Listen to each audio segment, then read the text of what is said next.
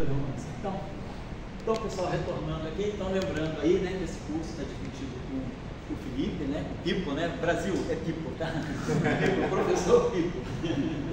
Tá, então, vamos retomar, né, nosso curso de antivírus. Eu estava pensando o seguinte, acho que é uma coisa interessante, trabalhamos bastante várias frentes, né, sobre antivírus em 4 dimensões, ou mais 3, fazer uma redução para umas 2, por várias razões, né, compreender melhor alguns aspectos de baixas dimensionalidades e também, né, porque em 3 dimensões a teoria de antivírus ela vai ter uma característica além da renormalizabilidade, ela pode ser até mostrada ser finita, né? Então eu gostaria de trabalhar um pouquinho essa questão da redução dimensional, até também porque na redução dimensional a gente pode obter alguns modelos mecânicos interessantes. E um terceiro aspecto que eu poderia chamar a atenção é que, às vezes, alguma questão mais complicada de ser resolvida em 4 dimensões, a gente pode tentar resolver em 3 e depois tentar fazer a subida dimensional, que a gente chama de oxidação dimensional, que é o oposto da redução. E, por exemplo, a ideia, um trabalho que a gente está vendo aí com o Gustavo, né, uma possibilidade que não tem na literatura ainda, que é transformar, quer dizer, criar uma teoria de N-News para campos tensoriais de rank mais alto. Rank 2, por exemplo, campo de Calvin-Ramon, né? Uma potencial de gauge que seja de rank 2. Então, não é simples, né, fazer uma teoria de gauge vendo como os campos de matéria se transformam, porque, em geral, o que nós temos é parâmetro de gauge, gerador. O parâmetro está aqui. Agora, se o parâmetro é vetorial, né, se eu não tenho supersimetria, os geradores necessariamente têm que ser escalares, por causa do teorema chamado No-Go Theorem de Coulomb-Landau. Então, é muito complicado, tem sido complicado, e na literatura não tem um consenso sobre como construir uma teoria de Young-Mills para campos de rank mais alto. Rank 2 e performance de gauge, é chamado de performance de gauge. Agora, quando a gente vai para 3 dimensões, por exemplo, né, o BMI em 3 dimensões, eu acabo podendo escrever uma relação de dualidade, que seria algo desse tipo, F em capa, e aqui um vetor, W capa. E aí, claro, para um vetor, é mais fácil fazer uma não abelianização. Então, a gente fazendo a não abelianização do vetor em 3 dimensões, a gente está fazendo uma versão não abeliana no campo de rank 2. E aí a questão depois é como fazer a volta dimensional para 4 dimensões. Então, pode, às vezes, trabalhar em dimensão mais baixa, ajuda. Como também trabalhar em dimensão mais alta, né? A gente vai fazer uma parte do curso aqui que vai ser Super Young-Mills em 10 dimensões, que aí caindo de 10 dimensões para 4 dimensões, a gente ganha uma supersimetria N igual a 4, que é a supersimetria de gauge mais estendida. A partir de N igual a 4, eu já ganho o spin superior. Mas a gente sabe que tem aquela relação. O spin mais alto, a teoria supersimétrica, é a parte inteira de N sobre 4. Então, para 4 supersimetrias, eu tenho um spin 1. Agora, se eu colocar 8 supersimetrias ou 6 supersimetrias, eu já tenho spins mais altos. Então, às vezes, ir para a dimensão mais alta ajuda a gente a construir teorias de supersimetria estendidas em 4 dimensões, que é mais complicado escrever diretamente em 4. Então, a gente faz uma supersimetria simples em 10 dimensões e ganha 4 supersimetrias, ou ganha 8 supersimetrias em 4 dimensões. Então, dimensão mais alta, ela pode gerar supersimetrias estendidas. E dimensão mais baixa, a gente pode resolver algumas questões que não são tão simples de resolver em dimensão mais alta. Bom, claro, para fazer a redução dimensional do Young-Mills, eu acho que a gente pode fazer um aquecimento, tentando, antes de fazer o Young-Mills, pegar o caso abeliano, né? A gente pode pegar uma teoria, né? Abeliano, aquecimento, né? Partindo.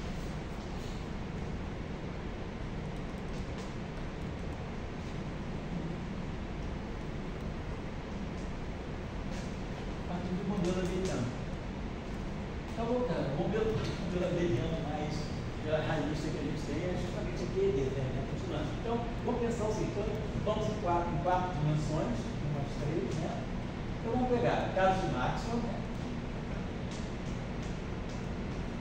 Vou fazer o seguinte: tudo que for 4 dimensões, eu vou botar índice chapéu, porque esse índice chapéu, a notação antes disso, para você definir a nossa notação. índices de Lincoln, né? Os índices do chapéu, né? Eles vão ser 0, 1, 2 e depois tem o 3, né? Esses índices aqui que vão ser típicos de umas duas dimensões, eu vou chamar de índice sem chapéu, 0 e 2, né? E esse 3 aqui vai ser o índice extra, porque aquilo que é índice vetorial em três dimensões espaciais, por exemplo, se eu pegar um quadro de vetor A', né? Então eu botei A0, vou colocar assim A0, vou colocar assim A0, A1, A2. E aí aqui eu vou ter uma 3. Do ponto de vista das rotações em duas dimensões espaciais, né? Vou fazer rotações no plano XY. Então, esse cara aqui se comporta como escalar, né? A terceira componente, que é a componente ao longo do eixo dos eixos, se eu fizer a rotação no plano, né? Aquilo que está ao longo do eixo dos eixos não vai perceber, a rotação é feita no plano. Então, esse cara aqui, ele tem um caráter escalar. Se comporta como um escalar do mundo 1 mais 2, né? Escalar Unicóvis, vou botar assim, Unicóvis 1 mais 2. 1, 2, né? Claro, ele é a componente de um quadro vetor, mas do ponto de vista do mundo planar, ele se comporta como um escalar, porque as rotações são feitas, espaciais são feitas no plano XY. Então eu vou misturar X com Y e com X, mas nunca vou colocar assim. Então, a gente vai ganhando campos escalares, né? Então, vamos colocar assim, a notação vai ser essa, e sempre que eu referir a tudo que a gente passar para umas duas dimensões, então, a gente vai colocar esse índice sem chapéu. E o índice com chapéu, vamos deixar para as 4 dimensões. Então, se a gente for escrever o lagrangiano máximo, né, 1 mais 3, né, ele vai ser menos 4. Tá? Vou explicitar os índices aqui só para definir. Vamos fazer o seguinte, vamos colocar o termo de Kerr-Ophir de Chakib também, porque a gente já viu como é que vai acontecer com ele. O termo de Kerr-Ophir de Chakib, a gente pode escrever como sendo no meio, né? Epsilon, Mi, Kappa, lambda. E aí a gente pode botar aqui aquele quadro vetor que a gente chama de Kappa F, Kappa AF. Vou pegar a notação do pessoal de Bloom, notação de procedência lá. Kappa F, Mi, a Mi, e Kappa, a lambda. Então, esses são os que eram o filtro aqui, né? Vamos colocar, por exemplo, então a gente pegou. Eu vou deixar os términos para depois, talvez na próxima reunião, porque os términos eles pedem muito cuidadinho, mas tudo até que chama a atenção hoje, porque a gente tem que embeber a álgebra de Clifford de 3 dimensões na álgebra de Clifford de 4 dimensões para garantir no espinor que tem uma questão técnica de álgebra espinorial. Quando a gente pega o nosso espinor em 4 dimensões, o espinor de Dirac, o espinor de Majorana, né? Tem as 4 componentes, né? A ideia seria um espinor em 2 dimensões, isso aqui é 1 mais 3, né? Um espinor em 1 mais 3. Em 1 mais 2 dimensões, o meu espinor tem 2 componentes. A álgebra de Clifford é bidimensional. A álgebra de Clifford é a álgebra das matrizes gama, das matrizes sigma. E aqui é a álgebra das matrizes gama. Então a pergunta é, como essas 4 componentes aqui, quando eu reduzir o meu espinor em 4 dimensões, como é que o mundo tridimensional vai olhar para esse espinor? Ele vai quebrar ele em 2 espinores. Aqui eu tenho 4 componentes, aqui eu tenho 2, então daqui vão sair 2 espinores, né? Agora, quem são as componentes desses 2 espinores? Seria essa com essa, combinações lineares? Então, se a gente colocar a álgebra de Clifford do mundo 1 mais 2 corretamente dentro da álgebra de Clifford do mundo 1 mais 3, a gente consegue fazer com que esse primeiro espinor, esse carinha aqui, esse Q1 e 2 fosse esse espinor, e esse espinor aqui daria origem a um outro espinor, quer dizer, C1 e C2. Então, os 2 espinores que eu ganhar no mundo 1 mais 2, eles vão ser exatamente essas 2 componentes do carinha. Isso facilita bastante na hora de olhar a redução dimensional, o acoplamento eletromagnético. Então, a gente vai ganhar um eletromagnetismo, uma eletrodinâmica em 3 dimensões com 2 famílias diferentes, e não com uma família só. Então, isso a gente pode chamar a atenção de setor. Eu prefiro fazer o caso fermiônico separado para a gente primeiro cuidar só dessa parte bosônica, né? Podemos colocar aqui a eletrodinâmica psiônica. Estava pensando, vamos colocar aqui a eletrodinâmica psiônica, né? Miriam? Corrija isso, está errado. Tem um meio, né? Coloca aqui o áxion, né? DA. Claro, o áxion, sendo um escalar, escalar é escalar em qualquer dimensão. O escalar não percebe as rotações. Então, no mundo, o escalar chega, o escalar de 1 mais 3 é o escalar de 1 mais 2, que é o escalar de 1 mais 1. Então, vou colocar aqui o termo de massa, né?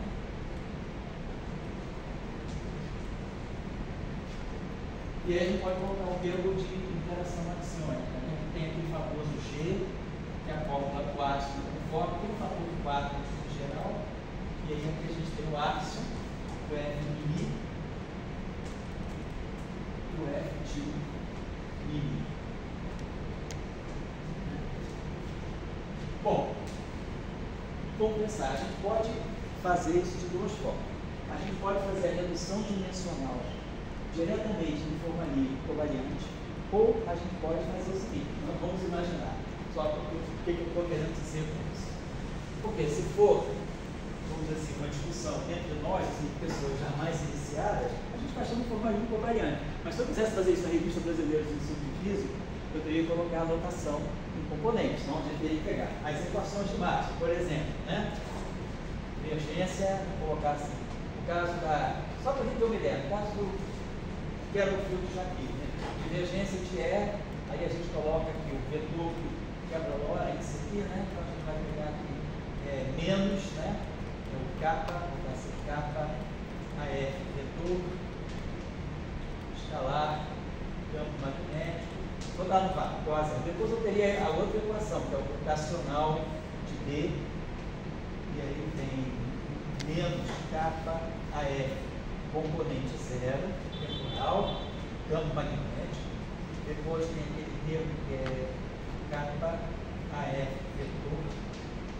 vetorial campo elétrico, igual a DDT do E. Não seriam, né? As equações homogêneas são iguais, né? Agora, as equações, isso aqui eu estou colocando, só quero o fio aqui, né? Junto com mais. Não estou colocando o axiônico ainda. Então, mas o que eu estaria querendo dizer é o seguinte: para eu fazer a redução dimensional, então, eu olharia aqui. Meu campo elétrico é um vetor em umas 3 dimensões. Ele vai ser, então, meu campo elétrico, que está em 1 mais 3, né? Ele vai se reduzir a um vetor de 2 dimensões. E aí, a terceira componente, a componente Z, digamos assim, né? Aquilo que eu pensaria como componente Z, vai fazer o papel de um escalar. Sei lá, posso chamar esse escalar aqui de S. Eu ganho um escalar a partir do campo elétrico. Se eu pegar o campo magnético, a mesma coisa, né? Eu vou ter um campo B aqui, mas eu vou ter aqui uma terceira componente DZ. Eu vou poder identificar com outro escalar, sei lá, posso chamar até de I, né? Mas aí a gente vai ver que tem uma questão delicada aí, porque campo magnético em 2 dimensões, né? Ou em 1 mais 2, né? Quando eu tenho, se eu chamar o campo magnético em 1 mais 2, ele é rotacional, potencial vetor. Né? Bom, da mesma forma que o campo elétrico é menos gradiente do potencial e menos DDT de A. Só que o rotacional em 2 dimensões espaciais é um escalar, é um pseudo-escalar. Então, esse campo magnético aqui, esse vetor aqui, ele não é necessário, não vai ser o vetor do campo magnético em 2 dimensões, porque em 2 dimensões espaciais o campo magnético é um escalar. Seria esse, então, esse PZ o que é? dx a y menos dy a x. Se a gente pega a terceira componente do campo magnético em 3 dimensões espaciais, componente é o rotacional de A. Componente Z do rotacional é a derivada x da componente y menos a derivada y da componente x. Agora sim, isso aqui tem 2 dimensões, isso aqui tem 2, isso aqui tem 2, isso aqui tem 2. Isso aqui, do ponto de vista das 2 dimensões, é um pseudo-escalar, né? Isso aqui é uma rotação, né, no plano x, y, essa componente aqui, a variação disso aqui vai cancelar as variações. Ou seja, isso aqui é um escalar do ponto de vista das rotações do plano. Então é esse cara aqui que vai fazer o papel do campo magnético verdadeiro em 3 dimensões. E aí vai sobrar um vetor. Vamos ver que destino a gente dá para isso. Às vezes, trabalhando na notação vetorial direta, as coisas podem ficar mais claras, né? Mas vamos tentar fazer uma notação covariante, claro, no fundo vai dar a mesma coisa. Só que algumas passagens assim, ficam mais mascaradas, né? Mas a gente chama atenção. Por que eu estou fazendo a eletrodinâmica? Porque é para a gente ganhar um aquecimento. Depois, as mesmas convenções que a gente fizer aqui, a gente fixar aqui, a gente leva para a Young. Lembrando que é uma coisa interessante do ponto de vista da Young. No Lagrangiano, né? Young, né? Tá aqui. Lagrangiano. Só estou chamando a atenção desses aspectos mais gerais por enquanto. Lagrangiano de Young 1 mais 3, né? Quando a gente escreve o F mini, o F mini A, F mini A, eu tenho aqui claro, que a gente tem dmi, mi, menos dmi, mi, menos G, constante de estrutura, a mi comutador com a mi, né? Menos G, F, A, B, C, a mi. Ok? A, mi, C. Claro, depois contraído com esse aqui. Então eu vou ter 4 vértices vetorial. No Lagrangiano, a gente usa em 4 dimensões. Mas a gente sabe que de um vetor, eu vou sempre pegar um escalar. Então nós vamos gerar campos escalares que vêm do setor de Young em 3 dimensões. A pergunta é, esse setor que chega das 4 dimensões e aparece em 3 dimensões como um acoplamento quártico entre escalares, será que eles vão conseguir quebrar a simetria? Então será que automaticamente, perguntando, não estou afirmando não, será que quando eu faço a redução de Young de 4 para 3 dimensões, ao gerar um multiplete de escalares, né, que vai ser a terceira componente do potencial de rede, eu vou ter termos quárticos, então eu vou gerar um potencial φ4, claro, com a constante acoplamento de rede. A pergunta é, como isso aí pode ser? Será que esse potencial, quando chega em 3 dimensões, ele quebra a simetria, ou ele garante a simetria mantida por algum efeito das 4 dimensões? Esse tipo de coisa que eu queria discutir um pouco, que é fazer essa interligação entre ângulos em mais dimensões. Claro, se, eu acho que o Diego não vai poder participar, porque vai viajar no semestre, mas a nossa intenção seria fazer o Young 4, onde a gente fosse estudar só as soluções clássicas de Young, tipo instantões, merons, sólitons, monopolos, texturas. Então tem toda uma classificação de soluções de Young de 4 dimensões. E aí ver quais são as características de 4 dimensões para as características de 3 dimensões. Porque tudo isso aí, na verdade, essas soluções topológicas das teorias de Young, elas podem fazer o papel, por exemplo, de vácuo, né? O vácuo da QCD seria o instant. Então, a QCD perturbativo é o que? Uma perturbação em relação a instants. Essa é uma questão que povoou a literatura na década de 80, sobretudo com o Super Young, né? Para poder estudar o confinamento, talvez o confinamento pudesse ser compreendido como um fenômeno, porque nós estamos estudando perturbação em torno de um vácuo topológico. Então, tem uma série de discussões que são importantes ainda para a gente aqui completar a nossa cultura dinâmica. Bom, feito isso aqui, né? Vamos colocar assim. Como é que eu começo a fazer a redução? Então, a gente já viu, o potencial vetor, ele vai se transformar dessa forma. Qual é o esquema? Então, agora, quem precisa declarar, qual é o esquema de redução? Então, o esquema de redução é chamada redução dimensional alagética, né? Tem vários esquemas de reduzir dimensionalmente, né?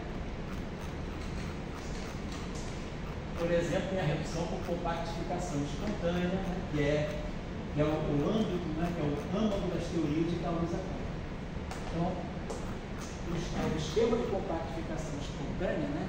Ele está dizendo que a gente mantém todas as dimensões, mas a gente compactifica a dimensão extra. Aqui nós não vamos compactificar a dimensão extra. A redução que a gente vai abordar aqui é uma redução dimensional aplicada.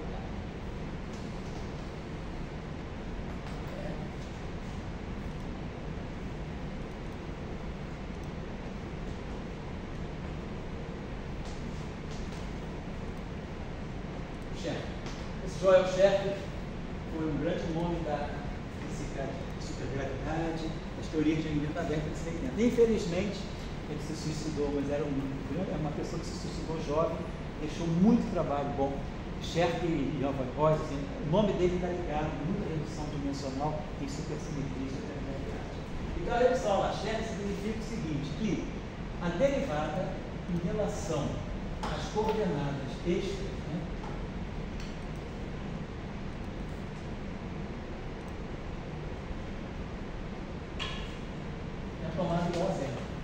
qualquer campo.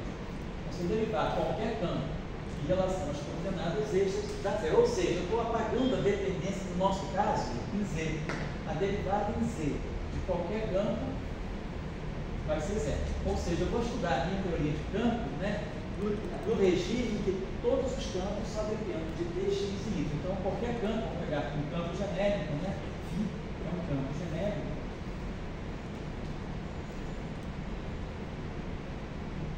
Então, eu tenho φ de t, x e y. Então, eu elimino a redução da dimensão. Só para a gente ter uma ideia, qual é a consequência disso, por exemplo, na transformação de gate. O nosso potencial, a mi. Então, eu estou colocando ó, índice mi chapéu, então estou em 4 dimensões. Tá? Então, a linha mi, a gente coloca, é o a mi mais, ou menos, né, um d mi alfa. Então, quer dizer, as três primeiras, se eu pegar agora o índice mi chapéu restrito às duas dimensões, espaciais, estão lembrando que esse nosso mi chapéu, ele vai ser mi e 3, né? Mi 0 em 2 e mi índice 3. Então, eu vou ter a linha mi. Então, aí eu vou fazer o seguinte, eu vou, só para a notação não se confundir, eu vou chamar o ami chapéu, eu vou fazer o seguinte, as três primeiras componentes, que são as componentes 1 mais 2, eu vou chamar de um ami pequeno. E a terceira componente, que vai ser um az, com a 3, perdão, eu vou chamar de um escalar S. Lembrando que, cuidado, a Mi3 gramétrica, que eu estou usando gramétrica, não importa. A Mi3 em cima é menos a 3 embaixo, vou chamar isso de S. Então, S é o A na forma contravariante. Na forma covariante é menos S. Só para não confundir então com o áxio, vamos fazer o seguinte, vamos mudar o áxio. Eu vou usar o potencial vetor, e aqui a gente vai fazer o seguinte, né? Esse ami, então agora sim, esse ami que é 0, 1, 2, então vamos colocar aqui o potencial φ e o potencial vetor A. Isso aqui já está em umas duas dimensões, componente 0, componente x e y. Então, aqui, né? Então só para evitar de ter um arco vetor, um arco flechinha, e vou mudar a notação, vamos chamar o ápice de um campo Q. Então vamos chamar oi? Ah, boa ideia. Boa ideia. Melhor chamar de teta, tá certo? Boa ideia. Vou chamar o Marcos de teta. Marcos de teta. A gente começa a ver com o alfabeto grego, já começa a ser pequeno para nós. Porque depois vem o teta do ângulo de Weinberg, fazer uma rotação. Então vamos apelar para o alfabeto hebraico ou árabe. Vamos lá então. Então, observe o seguinte, então quando eu fizer a transformação das três primeiras componentes, eu vou ter a linha Mi, vai ser a Mi mais M alfa, está aqui, 0, 1, 2. Porém, a terceira componente, que é o S, né, eu vou ter S' vai ser S mais a derivada em relação a Z do alfa, mas nós estamos apagando toda a dependência em relação a Z. Então, o meu campo S, ele acaba sendo invariante de gate. Então, a terceira, claro, no caso de Hills, eu vou ter um índice A. Então, se eu estivesse fazendo a redução de Hills, eu teria um índice extra. Então, esse meu S aqui não teria essa componente não homogênea, mas ele se transformaria homogeneamente. Mas no nosso caso aqui, a gente, como está no caso eudeliano, o nosso S fica invariante de gate, né? Então, a gente está gerando um vetor e um escalar invariante de gate, né? Então, tá aqui. Então, vamos fazer, se a gente olhar para esse termo aqui, deixa eu parar aqui.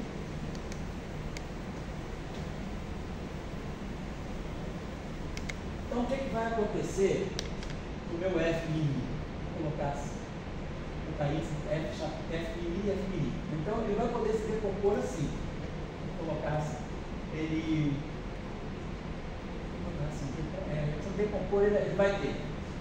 Se esse índice aqui for Mi, esse índice aqui pode, for 0, 2, esse índice aqui também pode ser 0, 2. Então ele vai, vamos gerar um F Mi. Quantas componentes eu tenho aqui? Então aqui nós temos 6 componentes. Né? São os campos elétricos, 6 componentes, que são o E e o B. E aqui eu vou ter 3 componentes.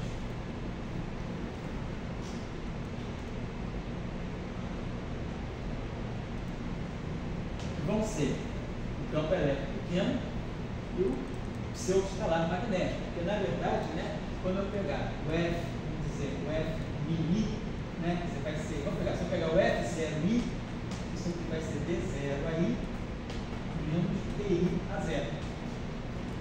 Isso aqui é menos a Y, vai ficar exatamente a minha componente aqui do campo elétrico. O meu campo, na verdade, esse aqui é o meu campo elétrico. Se eu pegar a componente F e J, né, nesse caso, I J só pode ser 1 e 2. Então eu vou ter DI a J menos DJ a I, rotacional. Mas isso aqui eu posso escrever como sendo epsilon I J, né, de 1, na verdade isso aqui é, se eu pegar, isso aqui na verdade é dx a y menos dy a x, então isso é um pseudo-escalar, o escalar não se transforma por rotação, então isso aqui seria um epsilon JB.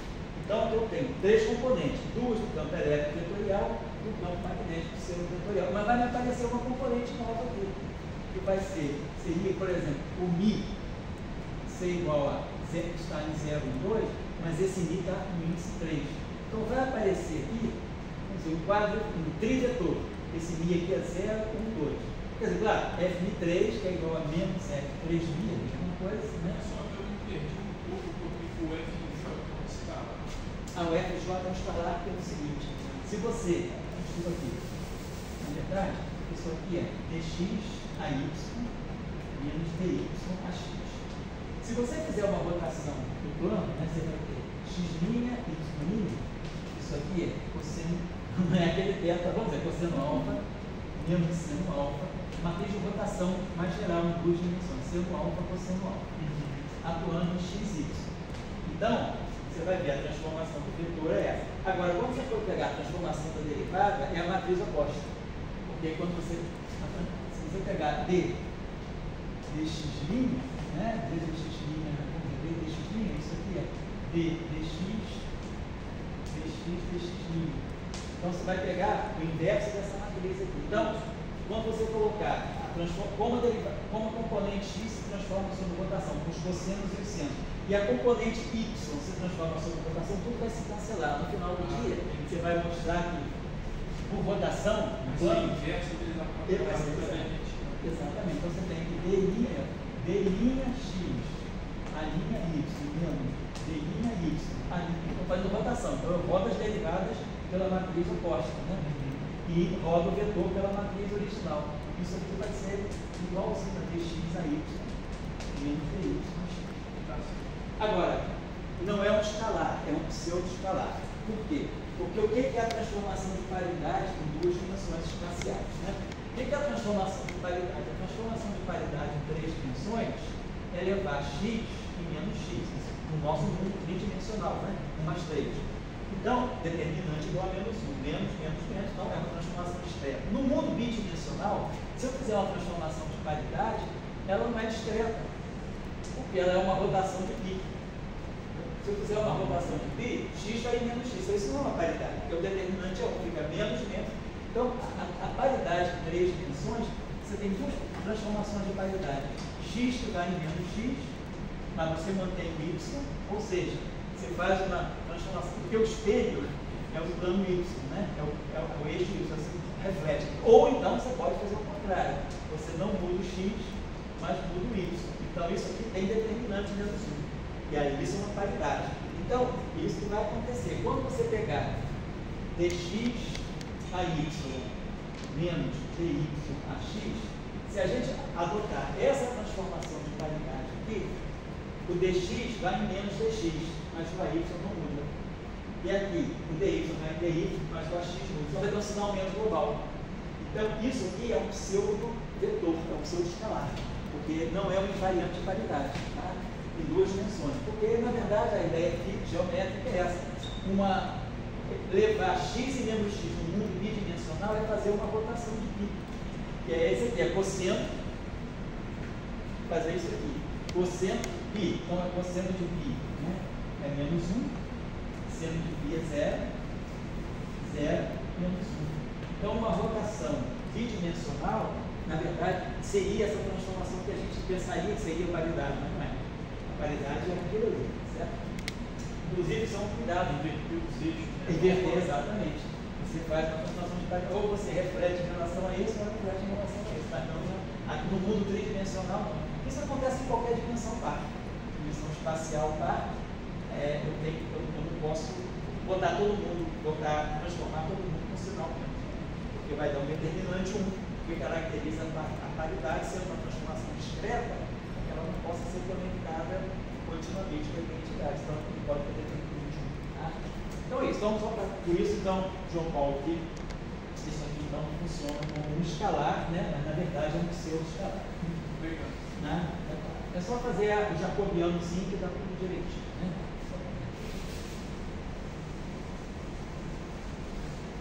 Na verdade, também, a gente poderia, né, pensar o seguinte: vamos dizer que a gente pega o produto vetorial, U vetorial V, no mundo bidimensional. Né? Então, isso aqui é o X VY menos o Y VX. Né?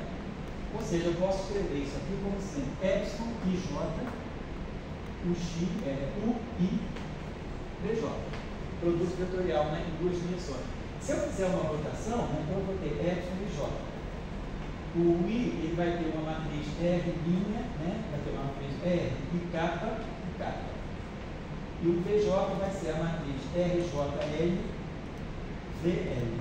Agora, epsilon e j, R e kappa, epsilon JL, essa combinação aqui em duas matrizes, se eu citar uma matriz de rotação, isso aqui está me dizendo que eu tenho isso aqui, epsilon j, vezes RK, vezes RJL, é um epsilon KL determinante de R. Relação de matriz mesmo. Só que o determinante de R é 1. Né? Então, esse epsilon KL aqui vai dar isso aqui é invariante, né? Por rotação, porque esse determinante é 1. Esse produto aqui é o epsilon de leve típica, KL, vezes o determinante de R. Como sendo uma rotação, esse determinante aqui é mais 1. Então, ao fazer essa transformação, quer dizer, é como se eu tivesse isso aqui. Se eu quiser botar o lim aqui. Então, isso aqui é o produto vetorial transformado. Se eu escrever os vetores transformados em termos de vetores originais com a matriz de rotação, tudo vai se cancelar, então no final do dia isso aqui vai me dar epsilon KL, KL. Então, está mostrando que o produto vetorial é realmente um escalar. Ele não muda sobre rotação. E aí é o caso da rotação. Muito bem. Então, onde é que a gente quer chegar? A gente quer chegar, né? Então, a gente produziu. Vamos lá, estamos reduzindo o FPI. Então, as 6 componentes do mundo quadridimensional, elas vão se decompor nas 3 componentes da QD, né, da eletrodinâmica típica de 3 dimensões, mas vai aparecer aqui um quadro vetor extra. Vamos chamar esse vetor aqui, sei lá, o que eu estou chamando de F, vamos chamar esse vetor aqui de G. Não, vamos chamar de um H. Vamos chamar esse aqui de um H'. Né? Digamos assim. Então, tá certo. Então vai aparecer esse vetor aqui.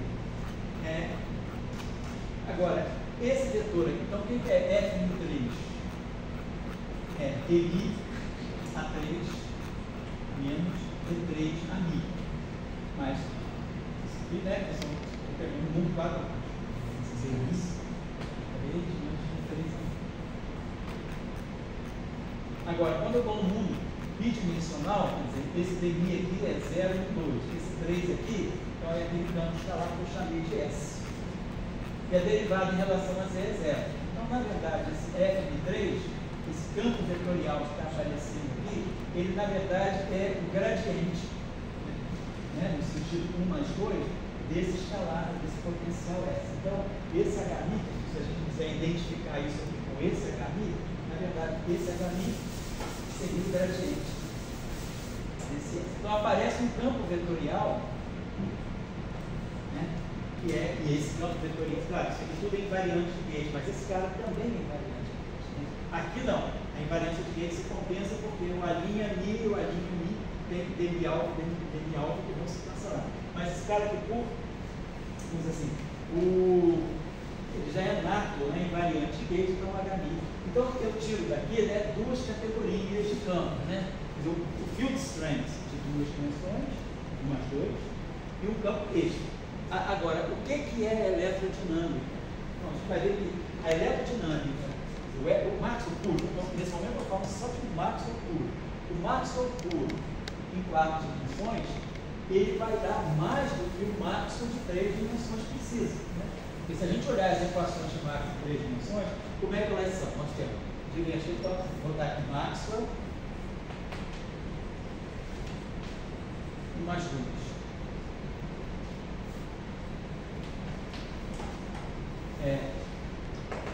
Divergência, vou dar um vácuo, divergência do campo elétrico a zero, rotacional do campo elétrico igual a menos derivada temporal de beleza.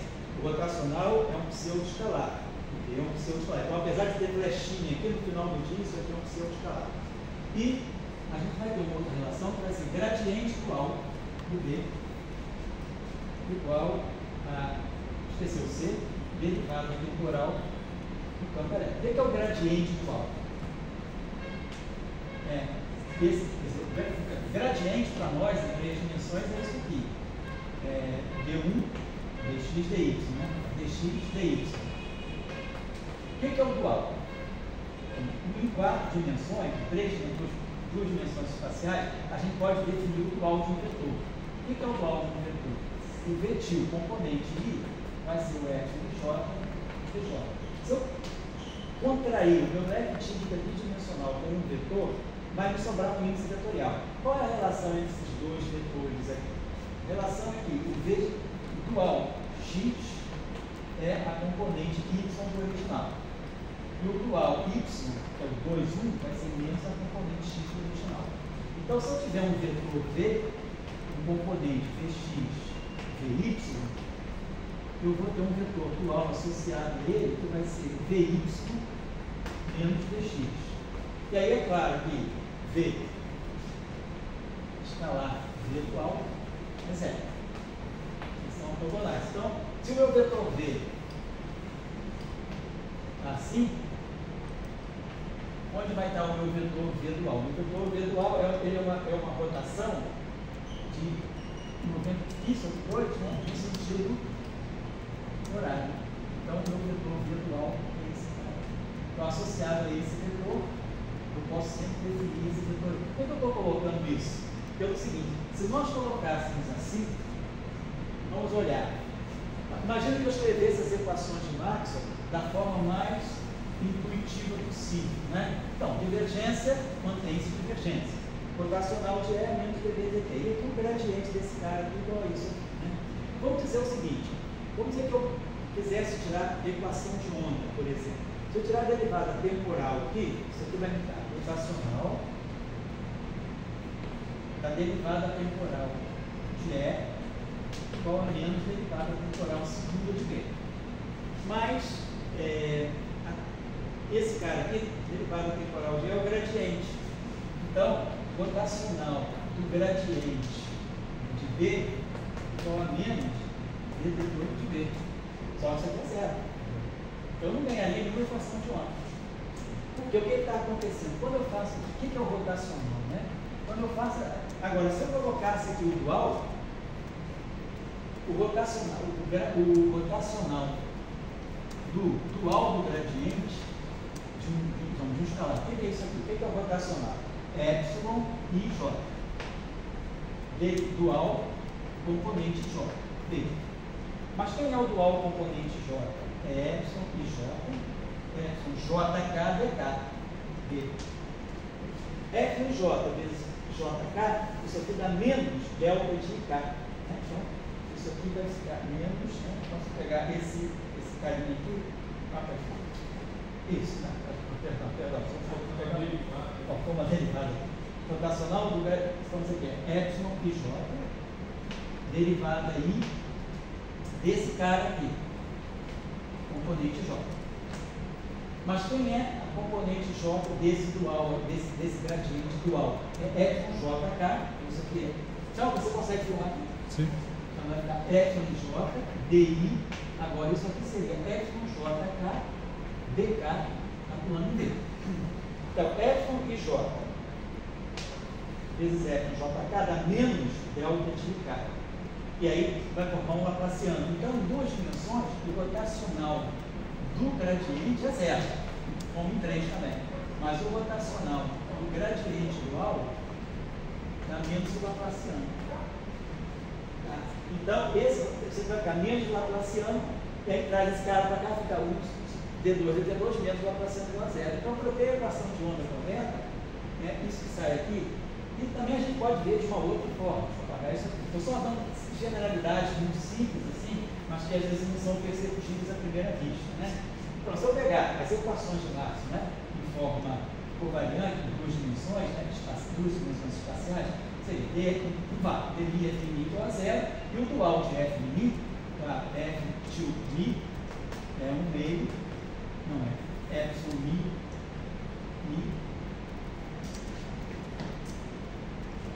epsilon aqui vai ser 3, epsilon mini kappa, f mi kappa, 1/2. Então isso aqui é o dual. Então o dual do fluid strength em duas dimensões, em 3 dimensões, 1 mais 2, é um quadro vetor. Então a identidade do Bianchi é dmi, f to mi, igual a zero. Então as equações de Maxwell estão sempre essas. Essa aqui, as equações de Maxwell com fontes, poderia estar aqui no J e aqui a equação de Maxwell homogênea. Isso aqui dá uma única equação, que é essa aqui. Vai ficar D0, f to 0, vai ficar justamente D menos dD, e DI f to I, que vai ligar o rotação. Então essa é a equação de Faraday-Lenz, do plano. Agora, essa equação aqui vai sair daqui. Deixa eu apagar. Vamos fazer essa equação DI, F mi. Se eu quiser pegar Gauss, né, é só pegar esse mi igual a zero. Então, vamos pegar Gauss, mi igual a zero. Então, eu vou ter DI, F0 igual a zero. F0 vai lá, tipo, DI é zero menos D0 aí, é justamente o campo elétrico. Então, isso aqui vai me dar a divergência de E igual a zero. Então, a divergência de E igual a zero é a componente mi igual a zero dessa equação. Agora, se eu pegar a componente espacial dessa equação, pegar um mi espacial, então eu vou ter D0, F0i, que é justamente a derivada temporal do campo elétrico. E vai me aparecer aqui o DJ e o FJI. Só que esse F, eu posso abaixar o JI, porque esses dois são espaciais, vai DJ, FJI. Só que FJI, como a gente viu, é o FJI vezes D. E aí, esse FJI vezes DJ vai me dar justamente o gradiente dual, a componente I. Então, né, esse cara aqui é a componente I do vetor E, mas esse gradiente aqui é o gradiente dual. Então, naturalmente, aí eu posso, porque na verdade o que faz o papel do gradiente, quem substitui o rotacional é o gradiente dual. Esse gradiente dual, né, ele vai fazer o papel em duas dimensões do rotacional, que seria um rotacional de V. 4 dimensões, 1 mais 3. Em 2 dimensões, em 3 dimensões, 1 mais 2, esse rotacional vai pegar esse gradiente dual. Então, as equações de Maxwell no plano, do marco, claro, né, são essas aqui. Tá? Então, eu vou colocar elas aqui, e aí vai aparecer esse vetor extra aqui. Então, a gente está observando o seguinte: a minha eletrodinâmica em 1 mais 2, ela precisa apenas do campo elétrico e do seu escalar magnético. Então esse cara aqui fica fora. Então, se eu reduzir, se eu quiser obter a eletrodinâmica de 1 mais 2 a partir da eletrodinâmica de 1 mais 3, vai obter exatamente ela, eu tenho que truncar esse campo aqui. Então é como se eu pegasse esse campo justamente H, né? Quer dizer, vou chamar esse H e vou truncar, vou fazer uma redução dimensional, não só matando derivadas em relação a Z, mas também matando as componentes extras, quer dizer, eu obtenho o máximo 1 mais 2 a partir do máximo 1 mais 3, cancelando esse termo aqui. Né? Então, a minha equação, né, aqui, se a gente olhar, quando a gente for fazer a redução, né, quer dizer, se eu pegar essa equação aqui, ó, dmi, f mi, estou pegando então a equação de máximo em 4 dimensões. Né? Se eu pegar esse mi chapéu igual a zero, então eu vou ter D mi chapéu F mi chapéu zero. Então, como isso aqui já é índice zero, esse mi chapéu só vai poder ser 0, 1, 2, 3. Claro, o 3 vai matar, porque eu estou matando toda a dependência em Z. Então vai me sobrar aqui o 1 do 2, vai ser DI. E aqui eu vou ter F de 0. Então, desço isso aqui, e aí, como eu estou em duas dimensões, isso aqui vai fazer o papel, é o F de 0 pequeno, que é o campo elétrico. Então, a equação de Gauss, né, naturalmente me dá isso. Porém, se eu fizer esse índice aqui, eu fiz ele igual a 0. Se eu fizer esse índice aqui igual a 3, por exemplo, esses índices aqui só vão poder ser 0, 1 e 2. Então eu vou ter dmi do F mi3 igual a 0. Equação no bar. Agora, esse F mi3 é o Hmi. Então eu teria dmi Hmi igual a 0. Então eu ganharia essa equação e essa divergência, né, nesse número tridimensional é 0. O que está bem razoável, né? Porque esse dmi aqui, esse vetor Hmi, ele está aparecendo aqui. Mas se eu truncar, essa equação vai embora. Mas apareceria uma equação extra para mim, que é uma equação envolvendo esse campo. Quer dizer, as equações de Maxwell de 4 dimensões me dariam as equações de Maxwell de 2 dimensões, mais alguma informação extra sobre esse campo vetorial, que é o gradiente de escalar, né? Então, estou chamando a atenção disso, né, porque vai acontecer isso com o Yang Mills. Nós vamos gerar uma teoria de Yang Mills em 3 dimensões que tem mais campo do que a teoria de Yang Mills original, sem contar esses escalares que são gerados. Então, eu queria chamar a atenção, né, desse cuidado, assim, a gente já está vendo isso. Vamos começar a fazer então a redução. O que vai acontecer com o Lagrange? Quem é esse F mini em 4 dimensões, visto agora sobre o prisma do mundo tridimensional? Professor, só uma dúvida. Pode falar. Então, se você partisse das equações de Maxwell em 3 mais 1, você teria de Maxwell em 2 mais 1, e teria uma divergência desse Hmi igual a 0. Isso. Esse Hmi é o gradiente do S. Né? Isso, exato. Então, isso ia ser como se fosse um D'Alembertiano, 2 mais 1 do S igual a 0. Um campo só engorda, exatamente. Né? Só sem massa, né? Sem massa. Então, daqui a pouco chegar lá. Mas depois fazer a redução das equações. Por enquanto, eu vou lá no Lagrangiano. Então, quando eu fizer isso aqui, esse índice mi, se esse índice mi aqui tiver no mundo 0, 1, 2, né? Então, isso aqui a gente pode pensar assim: isso aqui é Fmi, mi chapéu, Fmi, mi chapéu, mais F3, mi chapéu, F3, mi chapéu. Estou fazendo só, somando todas as possibilidades, né?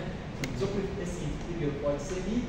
Agora, claro, se esse índice aqui é mi, esse índice aqui é mi, isso aqui vai dar para nós, eu vou poder ter Fmi, mi, Fmi, mi, mais Fmi3, Fmi3. Então, esses dois vêm daqui, que agora o mi chapéu pode ser mi, 0, 1, 2 e o 3. E depois, esse cara aqui, como esse cara aqui já é mi chapéu e aqui já tem o 3, então esse mi aqui só pode ser o mi sem chapéu. Vai ficar F3 mi. Entendi, porque esse mi aqui nunca vai poder ser 3, então ele vai poder ser 0, 1 e 2. Claro que esse termo aqui é igual a esse termo, então você pode dar um fator 2. Então a gente vai ter, agora, quando eu faço a redução dimensional, esse F mi é esse F mi, esse F mi aqui é esse F mi. E esse termo aqui, né, ele vai ficar duas vezes, né, Hmi. Esse cara, como isso aqui está com o índice embaixo, né, se eu descer o índice 3, né, quer dizer, na verdade, se eu chamar isso aqui de Hmi em cima, né, que nós estávamos chamando, se eu chamar esse cara aqui de um Hmi em cima, esse cara aqui vai ser o Hmi embaixo, que eu estou descendo. Então, se eu colocar menos 2 Hmi. E aí, quando eu colocar no Lagrangiano de Maxwell, né, isso aqui vai ficar menos 1/4 de Fmi total. Fmi mais 1/2 de Hmi. Então, isso aqui, ó, justamente no escalar, né? Claro que esse Hmi aqui, como a gente viu, é um dms. Então, eu gero o Lagrangiano de Maxwell mais um Poincare.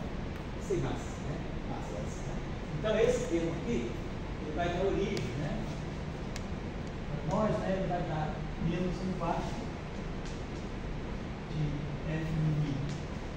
F mini, 2 mais 1, 1 mais 2, mais 1 meio de DLS. Então está aparecendo um escalar neutro no setor de gauge, certo? Qual é o papel desse escalar neutro? Quer dizer, na teoria de Young-Mills vai acontecer a mesma coisa, só que com S covariante, com índice de cor. Fala aí. Não, eu estava pensando que eu acho que eu fiz esse exercício uma vez usando a compactificação da última dimensão. Sim. E se eu não me engano, você ganhava, além do Klein-Gordon, você ganhava uma torre de massas. Isso, É. porque se você compactificar a última dimensão, na verdade, quando você faz essa redução dimensional chamada Lacher, ela te dá os modos zero. Ela te dá os modos sem Mas massa. não dá todos os outros. Não dá as massas. A torre de massa, né, se você introduzir a compactificação, você vai introduzir uma noção de escala. Então, eu tenho uma escala. A minha dimensão compacta, vamos dizer, tem um comprimento LC, né, comprimento da dimensão compacta. Um comprimento pode ser convertido em uma massa do inverso. E aí, quando você faz a expansão de Fourier, que aí você impõe a periodicidade, você vai gerar uma torre de massas. Né? Então, isso é uma coisa importante você ter chamado a atenção, porque quando a gente faz essa chamada redução à Lacher, a gente abandona a derivada, não compactifica, né? A gente simplesmente abandona a dimensão extra, a dependência na dimensão extra. Eu estou, na verdade, gerando só o setor de massa zero. Estou olhando só os módulos chamados módulos zero. Mas uma outra pergunta nesse sentido é, por exemplo, se você não tem um termo de massa para o teu campo de gauge, você em princípio não tem uma escala presente em 1 mais 3. Né? Só que o acoplamento, que aqui não está aparecendo ainda, ele vai ganhar dimensão quando a gente for para 1 mais 2. Exato. Né? Da onde vem essa dimensão? Como é que a dimensão do campo muda? Porque quando eu tenho, né, meu lagrangiano de massa, esse lagrangiano aqui tem dimensão de massa 4. Então, meu campo ali tem dimensão de massa. Então, aqui tem uma derivada e um campo ali tem mais. Massa, vezes massa 4. Quando eu vou para 3 dimensões, né, o meu lagrangiano tem dimensão de massa terceira. Mas F' e F' tem 2 derivadas e 2 A's. Então, aqui já consome 2. Então, meu A tem dimensão de massa meio. Então, o campo de gauge em 2 dimensões, 1 mais 2, né, ele tem dimensão de massa meio. Como se fosse um inferno, ele tem uma dimensão semi-inteira, né? E como é que uma dimensão? Por que quando eu faço a redução dimensional, eu perco meia unidade de dimensão de massa? Porque quando a gente faz a redução dimensional, a gente vai fazer dd, dx, dy, dz. Eu estou esquecendo essa dimensão aqui. dz, né, tem dimensão de massa a menos 1. Né? Vamos dizer assim, você tem dimensão de comprimento, então você tem uma dimensão de massa a menos 1. Então vai aparecer um L a menos 1, dA, dA. O que eu faço? Eu incorporo L a menos meio no A e L a menos meio no A. Então a minha dimensão que é 1, o campo, na verdade, é como se esse campo aqui, componente AMI do campo de Maxwell, em 1 mais 2 dimensões, ela vai ser redefinida nessa função, é como se tivesse essa escala de comprimento na terceira dimensão que é abandonada, vezes o AMI. Esse cara tem dimensão de massa 1, esse cara tem dimensão de massa o meio, menos meio. Então, massa 1, esse cara tem massa, comprimento a meio, eu incorporando, perdão, isso aqui é comprimento. Então, eu vou incorporar comprimento a meio no A, comprimento a meio no A. Comprimento a meio é massa menos meio. Então, essa dimensão é 1, essa dimensão é menos meio, então o campo de gauge termina em 3 dimensões com massa meio. E aí, como você falou, o acoplamento, né? Eletromagnético, né, a carga vai ganhar dimensão. Se o meu acoplamento é esse psi barrado, gama mi, psi a mi, tem 4 dimensões. Então, 3 meios, 1 adimensional. Né? Isso é 4 dimensões. O inferno tem dimensão 3 meios com 3 meios dá 3, com 1 dá 4, dimensão 0. Quando eu vou para 3 dimensões, eu tenho psi barrado, gama mi, psi a mi.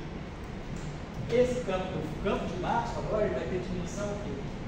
Lagrangiano de Dirac, então é psi barrado, gama mi, dmi, psi.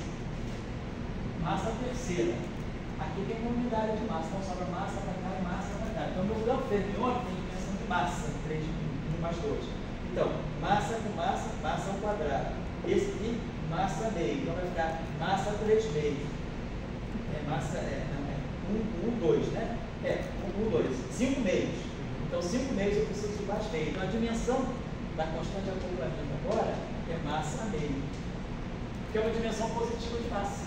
Por isso que a teoria fica super renormalizada, porque se a dimensão de massa for a constante de acoplamento adimensional, pelo menos do ponto de vista do Power Count, ela dá renormalizabilidade.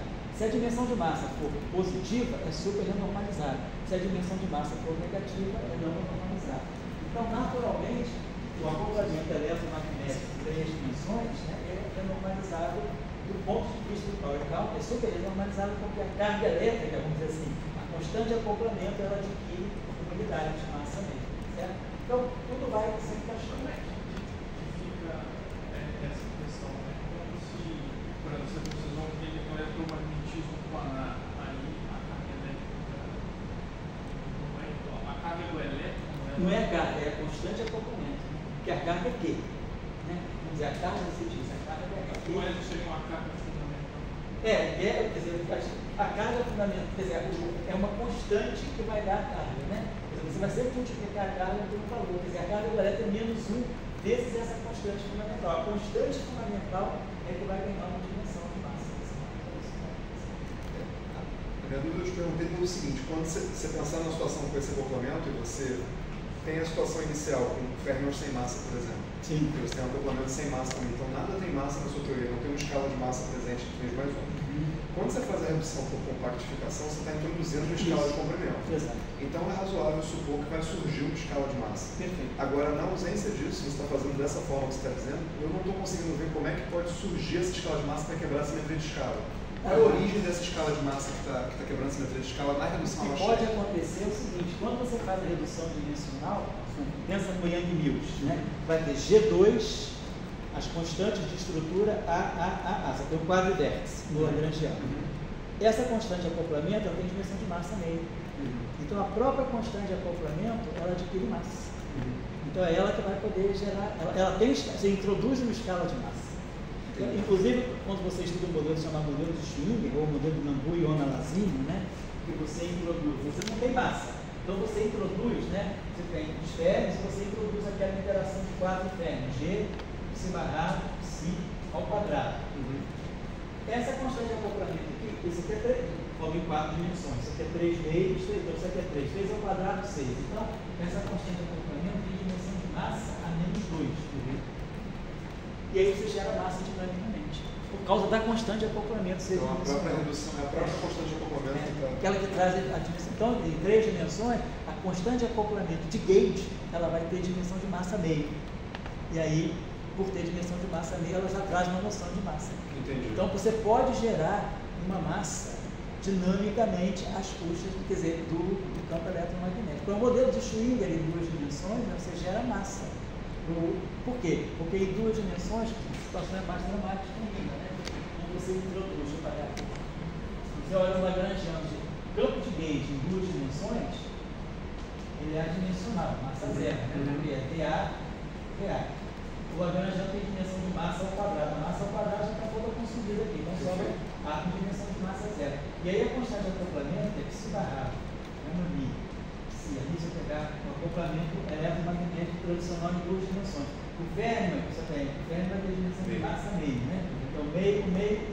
Com zero, então essa constante de acoplamento tem dimensão de massa. Então é por isso que você pode gerar massa no modelo de Schwinger, porque você já, o acoplamento eletromagnético ele já te traz a dimensão, a escala que você precisa.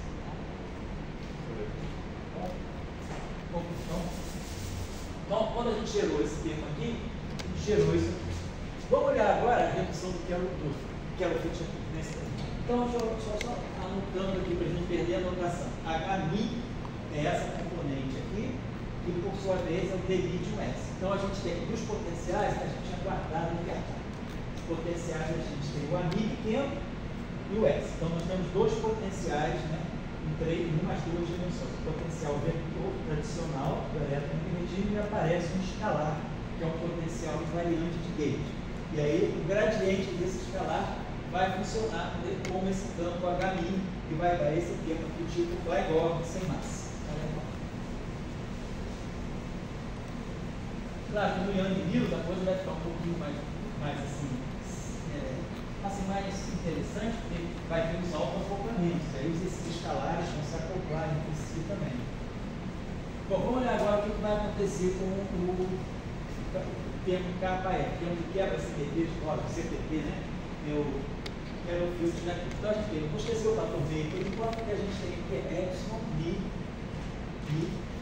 kappa, lambda, aí a gente tem, vou usar a notação do conselheiro aqui, kappa, F, I, ali, e kappa, a lambda. Então, vamos pensar. Todos esses índices aqui podem ser Mi, 0, 1, 2 ou 3. Vamos supor que esse índice aqui seja Mi. Então, se esse índice for Mi, um desses três índices vai ter que ser 3. Então, vamos dizer, esse aqui pode ser 3, e aí aqui eu vou ter kappa lambda, e aí nós vamos ter kappa A, F, Mi, A3, B kappa, A lambda. Fazendo as somas eu estou dizendo. Então, se eu pegar, se esse meu primeiro índice for 3, né, for Mi, então esse aqui vai ficar Mi, 3, kappa lambda. Depois, esse índice aqui, ele pode ser 3. Então, esse índice vai ser 3. Quando esse índice aqui for 3, esses aqui só podem ser 0, 1, 2, Mi, kappa lambda. Então, eu vou ter kappa AF 3, a Mi, D kappa, a lambda. Agora, eu já fiz todas as possibilidades aqui. Esse pode ser 0, 1, 2 ou 3. Agora eu vou fazer a mesma coisa aqui. Esse aqui vai poder ser Mi, então tá, epsilon, Mi. Se esse aqui for Mi, um desses aqui vai ter que ser 3. Porque, por exemplo, se esse aqui for Mi, esse cara aqui pode ser Mi. Um desses aqui vai ser 3. Então eu vou ter 3 lambda ou lambda 3. Então, isso aqui vai somar, então esse vai sempre aparecer esse tensor aqui, epsilon, Mi, kappa 3, a menos de uma órbita, mas vai sempre aparecer o Lev-Dívita com um índice extra. Então, claro, esse aqui é o Lev-Dívita 4-dimensional. Então, 0, 1, 2, 3 é 1. Então, isso aqui vai, na redução dimensional, isso aqui vai corresponder ao Lev-Dívita de 3 dimensões, epsilon, Mi, kappa. É claro, se esse 3 estiver numa posição ímpar, né? Por exemplo, aqui, eu trago esse lambda para cá, e boto 3 aqui. Então vai ficar com o sinal menos epsilon Mi kappa, eu vou trocar o 3 com lambda.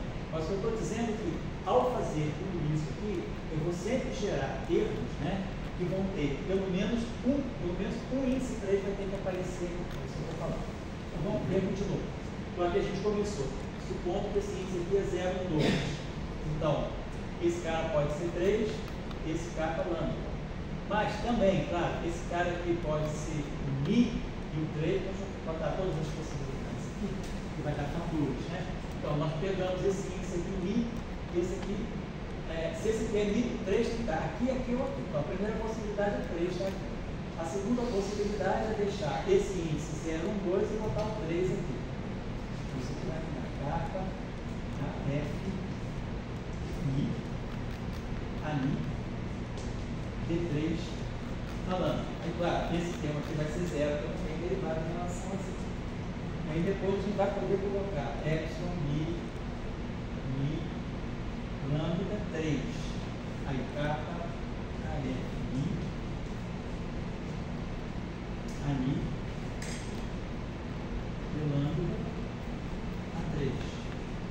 Então aqui já vai aparecer um mixing, né?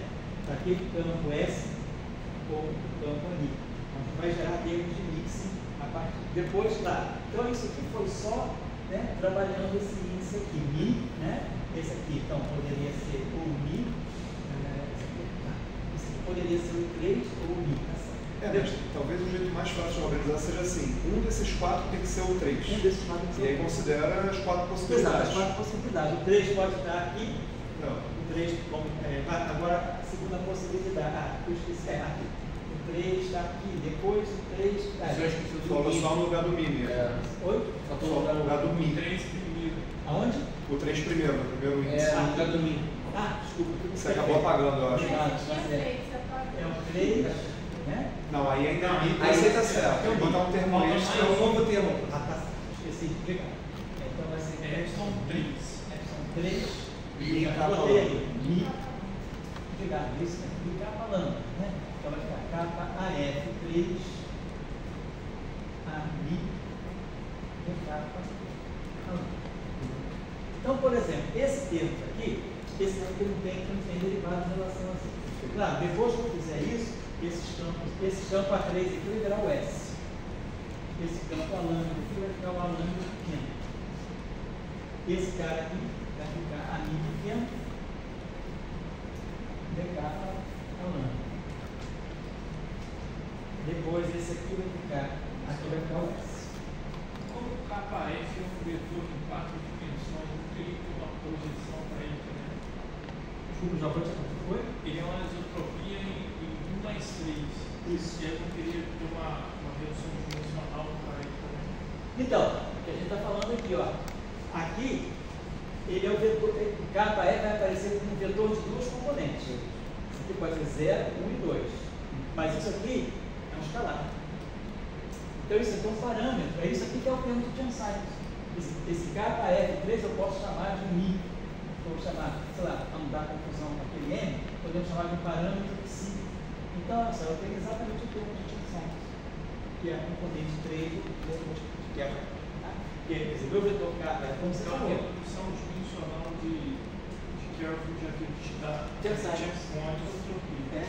Chern-Simons com isotropia. Exatamente, capa mi, ó. Esse, como você falou, ele vai ter um capa AF mi 0, 1, 2. E vai ter o capa AF3 que eu estou chamando de psi, que vai ser no fundo a massa topológica de Chern-Simons. Então você gera o Chern-Simons com as outras coisas. Então a gente vai gerar, além de então, tem o Chern-Simons, mas a gente vai gerar, por exemplo, um termo que vai ter sempre, ó, isso aqui no fundo é um field strength. Então eu vou estar gerando um termo que vai ter, então eu vou ter termos interessantes aqui, vou estar gerando aqui. Esse, vamos dizer, não é capa lambda, né? Não importa. Esse vetor aqui, na verdade, isso aqui eu posso dizer, pode trazer esse 3 para cá, isso vai ficar F mi lambda, F mi capa lambda, tá bom? A mi, isso aqui vai ficar, a menos um fator meio, né? Você vai ficar um F capa lambda. Então eu tenho, agora eu posso usar aqui a noção de dualidade, então isso vai ficar um F de mi. Então a gente está gerando um termo interessante, né, que é daqueles termos de mix, um escalar que vai se misturar com o F2 e o vetor de fundo fazendo esse mix, né, do escalar com a parte quer dizer, o campo escalar com esse campo vetorial. Fala aí, cara. Nesse termo de Kerr-Field aqui, você está assumindo que esse capa ele não depende do espaço-tempo, né? Isso, são valores constantes. Então, o último termo a gente poderia, em princípio, integrar por partes aquela derivada do S, né? Pode ter. Isso. Do S não, do lambda, perdão. Do lambda, que é do lambda, ele vem para cá. Vai produzir um termo semelhante a esse. E isso daria isso que eu ia ver, se isso já não formaria o field strength naturalmente ou se eles acumulariam, isso não ficou claro para mim. Não, você faz a integração por partes e junta com esse. Junta, né? Você vai ter vários termos, porque a gente sabe que todas essas possibilidades, os termos vão se juntando. Vai ter vários termos. Vai dar um fator, tá, obrigado. O único termo que vai ficar sozinho é o Chern-Simons, porque o beijo vai ficar preso aqui, né? Tá. Então, a gente está gerando termos aqui do tipo Chern-Simons e termos, né? Porque a qualquer hora aqui, se esse cara aqui, se o 3 estiver por aqui, sempre que o 3 bater aqui for 0. Ou o 3 vem para cá, ou o 3 vem para cá. Mas se o 3 vem para cá ou para cá, vão ser todos termos desse tipo aqui, vai aparecer sempre o S.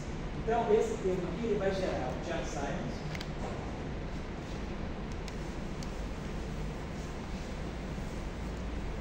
Está na cabeça já, né? Nossa definição. Então ele vai gerar para nós aqui, vai gerar o Chern-Simons, como a gente viu,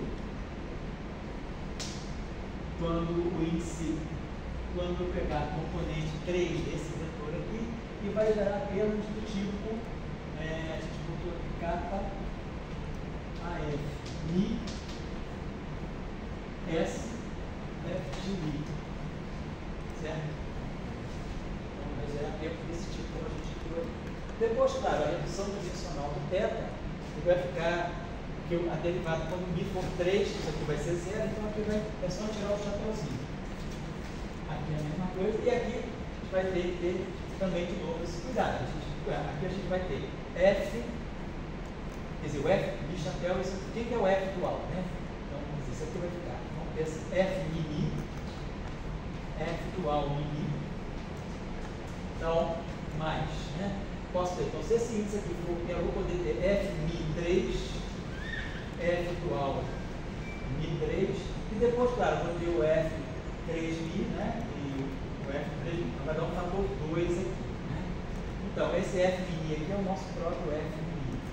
Se eu tirar o dual do F mi, né? Vai ser, pensar aqui, opa, isso aqui, vamos ver, isso aqui vai ser F, quer dizer, o dual do F mi, F2 mi, quer dizer, na verdade, F2, na verdade, esse aqui é epsilon mi, K, 4 dimensões, né? Kappa lambda, F kappa lambda, né? Então, se esse índice aqui é mi, então eu vou ter que ter um índice 3 aqui ou um índice 3 aqui. Então, só vamos tirar aqui quem são os componentes do dual. Deixa eu pegar aqui. Então, nós temos visto o seguinte: o F mini, as componentes dele são o F mini de máximo normal e o nosso H mi. Na verdade, é o D mi do S. Então, esse aqui é o nosso campo original. Se a gente for tirar o dual dele, o dual do F chapéu mi vai ser o meio do F mi kappa lambda F kappa lambda.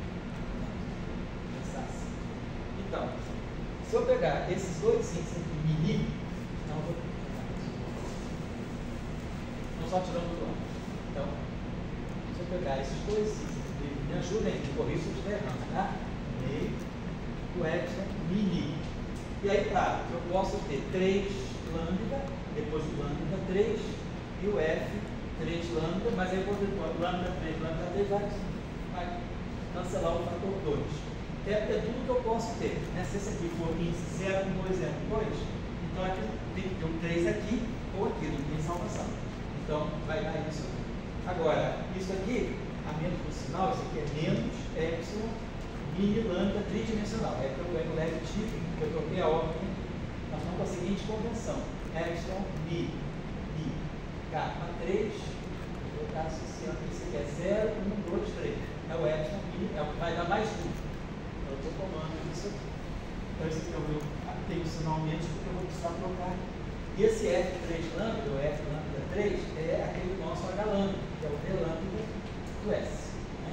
Então, a gente fica com uma coisa assim, teria essa componente. E depois a outra componente seria esse cara ser mi, esse cara ser o outro ser 3 ou vice-versa. Então, eu teria epsilon mi 3 kappa lambda, F kappa lambda. Então, depois, claro, eu posso pegar o F mi 3 né? Então, esse carinha aqui é o F kappa lambda. E esse carinha aqui é o 3, né? Eu posso passar para cá, é o epsilon mi kappa lambda vezes isso aqui. Então, isso aqui vai me dar duas vezes, né? O dual. Quer dizer, na verdade, é epsilon mi kappa lambda F kappa lambda. Isso aqui seria duas vezes o dual. Seria botar o kappa no F dual, o F2. Seria o F2 dual. Certo? Então, né, esse termo aqui, quer dizer, eu vou ter o dual quadridimensional, o dual quadridimensional vai ter essas duas componentes. As duas componentes no plano, né, 0 e 2, 1 mais 2, e a componente extra, que é uma, trazendo uma componente das 3 dimensões espaciais, que vai me dar isso aqui. Então, na hora eu formular esse dual aqui, né, então eu vou ter F mi, F dual mi. Mas a gente observa que o F dual mi, na verdade, é isso aqui, é epsilon mi lambda S, né? Mi lambda S. Então, eu teria, agora, esse carinha aqui, me daria, a menos fatores 2, que a gente acerta, daria o dual. Então, eu teria alguma coisa do tipo F dual lambda S, certo? Então, seria, claro, acoplado com o ápice, né? Então, seria, claro, esse aí é um primeiro termo. Então, a gente gera um termo que vai acoplar o dual do F com E a coisa que também aparece já no tema anterior, né? Aparece do alto F, né? Ou aparece o F. Oi? Oi? Vou ver ali, é isso. Aparece a S com o alto. Aqui não, aqui vai aparecer o gradiente. Vai aparecer o gradiente. Vai aparecer essa contração, né? A pessoa pode pegar por partes e falar que o capa F é o gradiente de um escalar, fica parecido.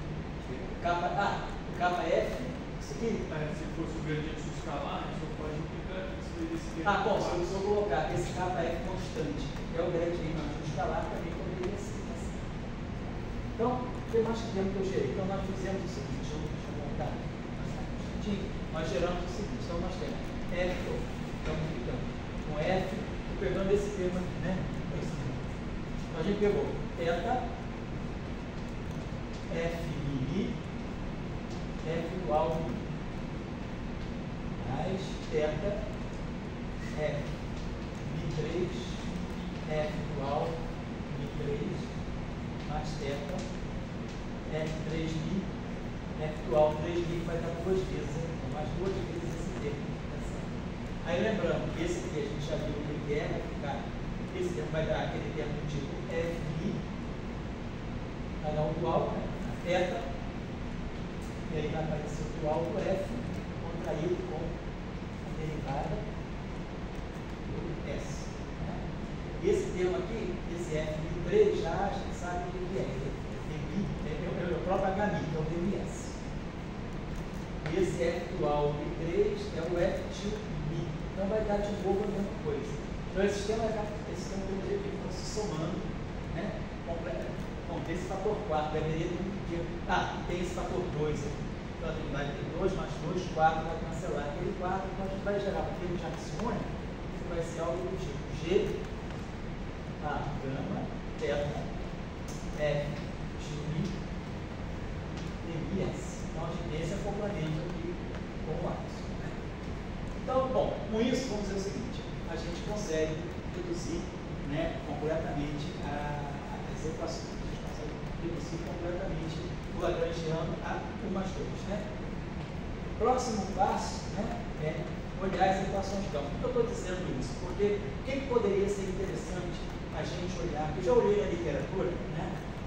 Não vi nada assim, buscando a elerodinâmica planar. Pergunta é, a elerodinâmica planar pode ter uma aplicabilidade, né, em sistemas planares? Então, o que a gente pode pensar é que, imaginar que a gente tem um sistema como o grafeno, por exemplo, ou um sistema que tenha um isolante topológico, que tem uma superfície planar. A gente vai ter termos, qual é o papel do axo? Seria o axo em 4 dimensões? Que tipo de papel ele vai poder desempenhar nesse mundo planar? Ele vai fazer um mix, por exemplo, de alguma excitação escalar com o próprio fóton. O que isso poderia ser? Eu não sei, estou só colocando coisas assim que a gente não tem na literatura e que a gente poderia, de uma certa maneira, né, se quiser investigar algumas propriedades interessantes antes, claro, de chegar em ambiente. E aí, chamar a atenção para um outro fato importante aqui das duas dimensões, que é o seguinte. Pode falar. Esquecendo que esse S, o FMI é claro, né? Pode falar um pouquinho mais alto, para o pessoal aqui? Não, desculpa. Tirando que era o eu ouvi também, porque eu não estou ouvindo nada. Tirando que era o fio de Achille e Axon, né? Aí, qual é a interpretação física daquele S aqui, do cenário de redução dimensional igualado a magnetismo? Isso, então aparece um campo escalar. Então, você vai ter as equações de Marx, né? Claro, eu acho que ali no FMI ele aparece desacoplado. O que você ganha é isso aqui, menos um quarto, né?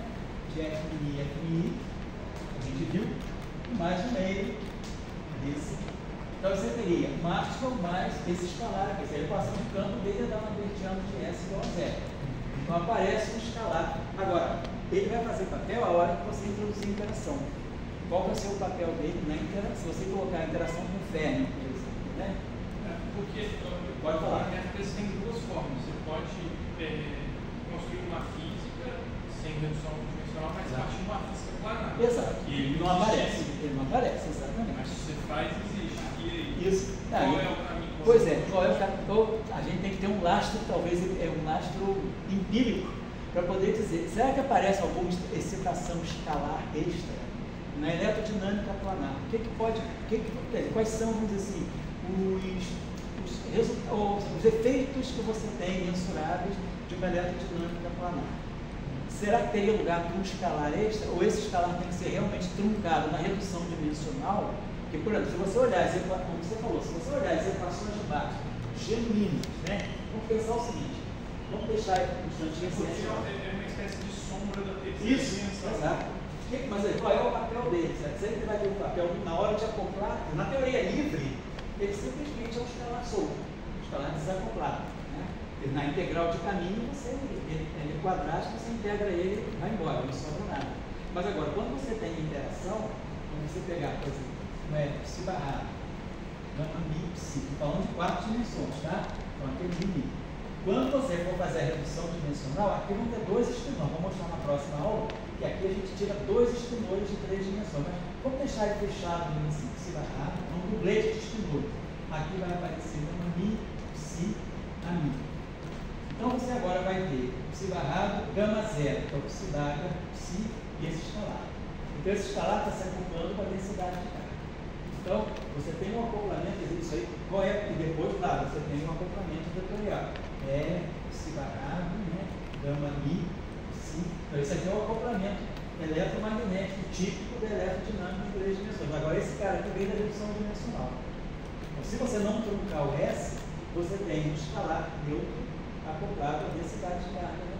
E agora, como isso é. Claro, se você colocar, por exemplo, o termo axiônico, você vai trazer o mix do S com o próprio campo de Gauge. Então, ele vai aparecer nas equações de campo. Então, como é que ficam as equações de Maxwell agora em presença desse S? Eu deixo como tarefa, quem estiver assistindo o curso, né? Então, quem quiser fazer a tarefa vamos tirar agora as equações, mantendo isso aqui, tirar as equações de campo em 1 mais 3, como está aqui. E aí, reduzir as equações de campo. E aí, claro, na hora da redução, temos o áxios, né? Se você lembrar bem, isso aí, quem sabe bem de cabeça é milho, né? A gente tem divergência em 4 dimensões, divergência do campo elétrico. Aí aqui aparece aquele termo, que é mais G a gama, gradiente do máximo, escalar D igual a zero. Né? Depois a gente tem rotacional D mais G a gama. Aí aqui a gente tem A ponto, derivada temporal do áxion, acoplado ao campo magnético, e depois a gente tem o G a gama, e aí a gente tem gradiente do áxion, vetorial do campo elétrico. Igual a 1/2 Então as equações em presença do áxion são essas aqui. Então vamos ver o seguinte, o S, né, ele vai, através do campo elétrico, não, mas o campo magnético, nessas equações, essa aqui é a equação, são as equações em 4 dimensões, né? Quando eu for tirar as equações em 3 dimensões, né, meu campo elétrico, ele vai ser o E, né, ele é menos gradiente de φ, falando em 4 dimensões, tá? Menos ddt do A. Meu campo elétrico, ele vai ser campo elétrico que temos que pegar as duas, ele tem 3 componentes espaciais. Se eu pegar o componente x e a componente y, eu ganho um E pequeno. Então vai ficar menos o gradiente dx dy do φ pequeno, menos o derivado temporal do ax a y. Agora, a terceira componente, que é o EZ, que é um escalar, ele vai ser derivada z é zero. Mas vai aparecer o termo aqui, que é menos o derivado temporal do a componente z, que nós chamamos de S. Então, desse termo aqui, né, a só que ddz disso aqui é zero. Então, esse cara aqui não vai fazer efeito aqui. Agora, se eu trouxer ele para cá, ele vai aparecer. Então, quando você fizer a redução dimensional, mantendo o termo axiônico, você vai gerar um acoplamento do S com o campo de Maxwell. E aí, isso aí vai mexer nos acoplamentos com o campo elétrico, com o campo do elétrico. Tá? Que é o que a gente vai ver na próxima aula. Como reduzir do campo do elétron para juntar. Eu vou agora só acertar na próxima aula as convenções para trazer os fatores certos. Quem quiser fazer a tarefa, a gente confere na próxima aula. E agora eu vou fazer o seguinte, estou só dando o que acontece, quais são os efeitos que a gente tem que considerar. Agora o segundo momento é acertar os fatores do mérito, né? Fazer toda a varredura de índice aqui, que vão aparecer fatores 4, fatores 2, coisas assim. Mas no fundo, o que a gente está querendo ver é qual é o papel, né? E eu tenho uma outra coisa que é interessante, que é o seguinte, uma certa hora, né, o Garfield aqui começa a interagir também com o termo axioma, né? Porque isso aqui, do ponto de vista do Garfield aqui, isso aqui é o F capalâneo. Mas esse F capalâneo tem esse epsilon aqui, então eu tenho um dual.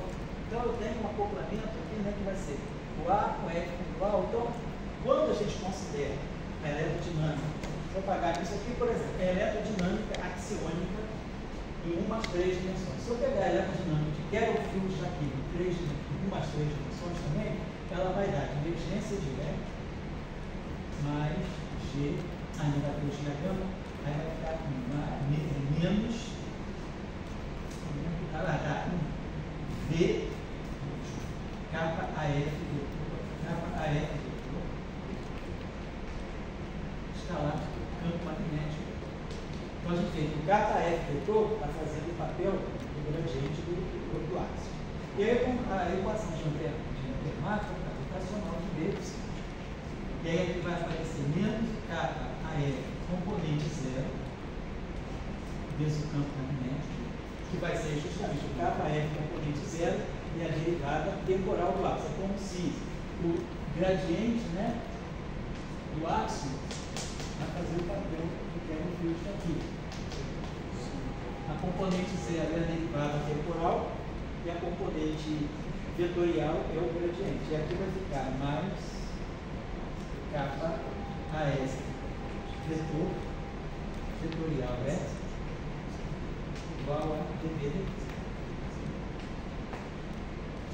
Então, a gente fica com esse cara aqui. Oi? Aonde aqui? É derivado de Professor de eletromagnetismo errando aí na equação de Maxwell. Estou em boa companhia, igual o professor Salão. O professor Salão sempre escrevia para dele, nem se escrevesse no seu nome. Então, ele trabalhava com a antedução.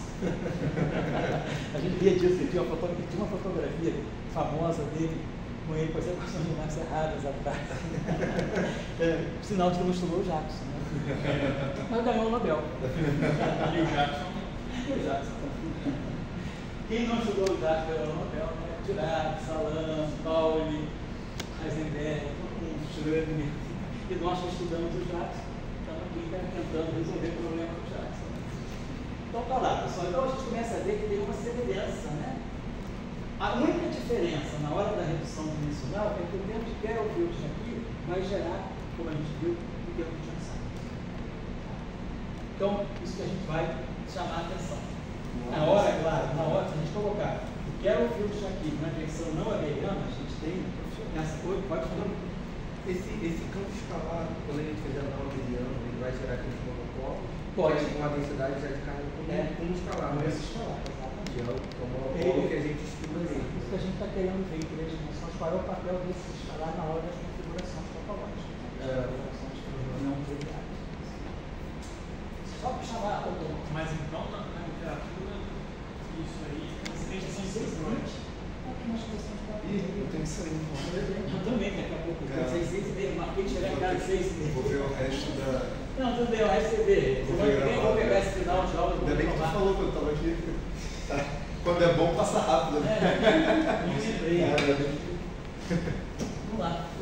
Desculpa aí, tipo, vai lá. Nada disso, cara. Eu peço desculpa por estar saindo antes, mas eu vou assistir. É, eu tenho que levar as coisas lá, senão não tenho tempo. Até mais, gente. Esse é o professor Pipo, quem é o que? Você é zagueiro? Não, sou volante. Ah, volante, né? Tá certo. Então vamos lá. Só para finalizar, então, eu queria chamar a atenção para um fato que a gente pode explorar, que é interessante, não é trivial. Vamos pegar, depois da redução dimensional, por exemplo, o termo de Chern-Simons, que é o que vai gerar um Chern-Simons. Se a gente olhar o Chern-Simons tridimensional, vou botar aqui Maxwell, Chern-Simons, 1 mais 2. Nós vamos ter. Então, máximo, divergência de F. Tensai, vou chamar aqui aquele parâmetro, já vamos chamar de psi. Psi D, nossa, não vale. Rotacional de E, igualmente de e rotacional gradiente dual, a gente já viu, gradiente dual de menos si. Aí aqui vai aparecer o dual do campo elétrico, isso igual ao derivado temporal do campo elétrico. Então isso aqui é Maxwell, Tensai, Maxwell e Tensai, né?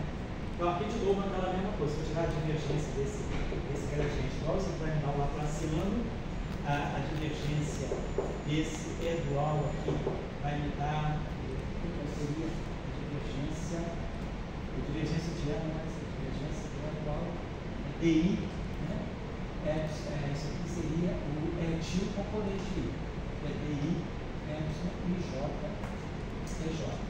Então isso aqui fica gradiente dual. Então você quer uma coisa que o gradiente dual é. Aí eu vou concordar com essa equação para ganhar a equação de campo de onda para ver. A equação de onda que a gente vai tirar aqui vai ser da luzentiana, mas se esse aqui tem dimensão, isso aqui é gradiente, o campo magnético, né, o E é CD, né? Só para ver a dimensão, né?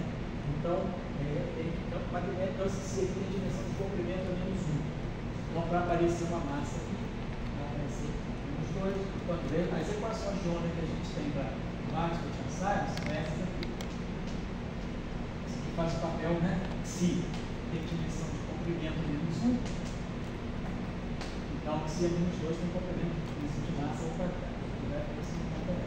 São as equações de onda. Então, por isso é crucial, mas automaticamente nas equações, né, vai aparecer esse termo aqui, porque as equações de forma covariante são essas aqui. DI FI mais Si FTI igual a zero. Então, aqui sai Gauss do campo elétrico e André Maxwell. E a equação de Faraday está contida aqui.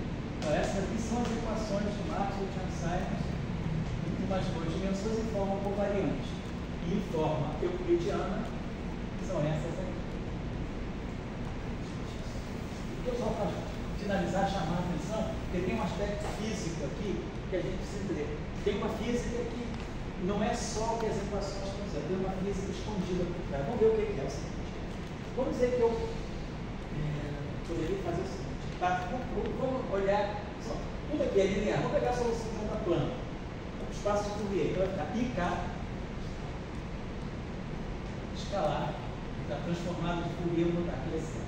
Quando eu tenho soluções assim, é zero, aí x menos ômega t, e a mesma coisa do campo magnético, com amplitude d0, escalar, né? Então, vai ficar I é menos si d0 igual a zero. Se eu olhar aqui, aqui vai aparecer o I, aqui vai aparecer IK, e aqui vai aparecer um menos e ômega. Então, vai cancelar, K com I vai cancelar, então vamos ver se K, vetor é zero, igual a ômega d0. E depois aqui o gradiente dual vai ficar I, K vetor dual, d0, menos si, E igual a zero, igual a menos i ômega d0. Agora vamos pensar o seguinte, no espaço de Fourier, então quem é d0? Eu posso pegar esse d0 e trazer para cá.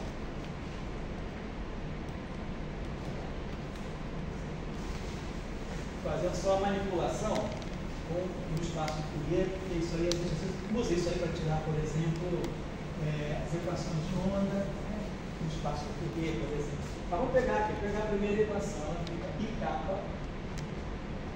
escalar é zero menos si. E aí esse si B0 vai ser K vetorial é zero sobre 1. Agora vamos olhar o seguinte, truquezinho da álgebra típico de 3 de umas duas dimensões. Se eu pegar o produto vetorial de K por E0, isso aqui é epsilon, então K Dois vetores, vou pegar dois vetores. O vetorial dado. Então, isso aqui é epsilon ij, ui, wj.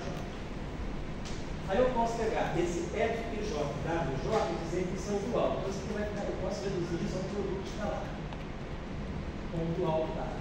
Ou eu posso usar esse f para tirar o dual do u, que aí vai inverter o sinal. Ou isso aqui é menos o dual escalar. Então, quer dizer, o produto vetorial de dois vetores pode ser escrito como o produto escalar de um vetor com o dual do outro. Então, tá muito bem. Então, se eu tiver essa expressão aqui, eu poderia manter o K e tirar o dual, ou o contrário, tirar o dual do JL. Eu teria I, K, escalar é zero. E aí, esse termo aqui, eu vou manter, vou tirar, vai ficar esse cara aqui, eu queria manter o K, tá? Não, vou manter o zero. Eu queria tirar o dual do K. Então, esse termo vai ficar menos, com menos vai ficar mais que sim. Aí vai ficar K igual escalar é zero. Igual a zero. E aí eu posso fazer o seguinte, vamos escrever isso aqui em termos de componentes. Né? Então isso aqui vai ficar I, KI é 0I. Mas se quem é a componente I? Epsilon, IJ,